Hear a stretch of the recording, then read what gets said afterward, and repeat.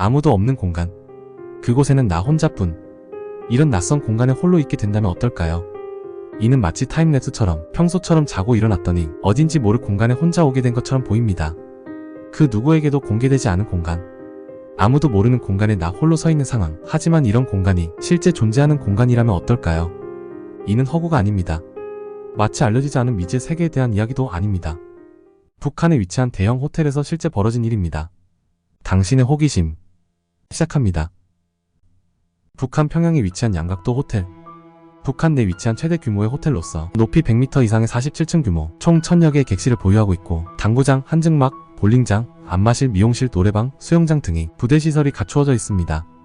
북한 최고의 대형 호텔로서 북한을 관광하는 외국인들이 주로 이용하는 호텔이라고 합니다. 하지만 이 호텔과 관련된 한 영상이 유튜브에 올라옵니다. 텅 빈 건물 안을 비추는 의문의 영상. 해당 영상을 찍고 있는 듯한 남성은 애타게 누군가를 찾기도 하고 무언가를 찾고 있는 것처럼 보입니다. 으스스한 분위기가 유명한 호텔이라고 하기엔 사뭇 다른 모습의 영상입니다. 이 영상은 2023년 1월경 커뮤니티에 누군가 작성한 글로부터 시작됩니다. 북한에는 양각도라는 유명한 호텔이 있는데 이 호텔 엘리베이터에는 5층이 존재하지 않는다고 말이죠. 그리고 계단을 통해 걸어 올라가려고 하면 호텔 직원이 이를 통제한다는 말이었습니다. 이는 5층에 무엇이 존재하는지 호기심을 불러일으키기에 충분했으며 호텔 층별 안내도에는 TV 중개소라는 글만 적혀 있다고 합니다. 하지만 이 글의 신빙성을 더해줄 영상이 바로 위에 언급드린 영상인데요. 해당 글에는 하나의 영상도 함께 올라옵니다. 해당 영상은 해당 호텔을 방문한 외국인들이 양각도 호텔 5층에서 찍은 영상이었습니다. 이들은 몰래 비상계단을 통해 이곳으로 향했고 해당 영상의 내용은 꽤나 충격적이었습니다. 불은 꺼져 있고 어두웠으며 이 으슥한 공간에 펼쳐진 해당 층에는 북한을 찬양하는 온갖 기괴한 포스터들이 벽면에 가득하였다고 합니다. 하지만 사람들을 충격에 빠뜨린 진짜 내용은 다음과 같습니다. 마치 무언가를 녹음 중인 것 같은 온갖 비디오 필름들과 도청장치로 보이는 장비들이 눈앞에 펼쳐진 것이죠. 일반 외국인들이 드나드는 호텔에서 도청장치가 발견된다는 건 꽤나 놀라운 점입니다. 이는 양각도 호텔 측에서 혹은 그와 관련된 누군가가 해당 호텔을 방문하는 손님들을 감시하려는 의도처럼 보입니다. 해당 영상은 양각도 호텔 5층의 미스터리가 풀린 꽤나 엄청난 영상이었던 겁니다. 차후 알려진 사실로는 양각도 호텔 5층은 북한과 관련된 정치 조직들과 연관이 있으며 도청하는 부서가 존재한다고 밝혀집니다. 이는 호텔에 묵는 외국인은 물론 호텔을 출입한 북한 간부들을 감시하는 역할을 한다고 합니다. 북한은 예로부터 북한 내부를 모두 도청하는 국가보위성 도청국이 존재하며 북한은 북한 간부나 정치인이 아닌 일반 주민들도 감시하는 시스템이 구축되어 있다고 하며 그 외에도 정찰총국 내를 도청하는 부서가 따로 있다고 합니다. 또한 양각도 호텔 5층에 관련된 충격적인 사건이 하나 발생하는데요. 미국에 거주하는 22살 미국 대학생인 오토 원비어. 이 청년은 2015년 말 관광을 목적으로 북한을 방문하였다고 합니다.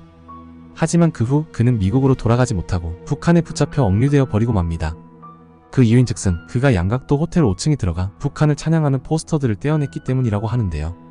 이러한 그의 행동이 양각도 호텔 CCTV에 그대로 찍혀버린 것이죠. 그리하여 그는 미국에 복귀를 위해 비행기를 탑승하던 중 양각도 호텔에서 선전물을 절도했다는 제목으로 체포됩니다. 이는 원비어와 북한 관광 중 같은 호텔방을 썼던 영국인의 증언이었으며 출국 직전 원비어가 공항에서 여권을 제출하자 연행되었다고 합니다. 그가 북한에 억류된 지 2개월 후 2016년 2월 북한에서 공개한 기자회견은 다소 충격적이었습니다. 그는 미국 정부에 속아 북한에서 범죄를 저지른 것이 후회된다며 제발 살려달라며 호소하는 모습이었는데요.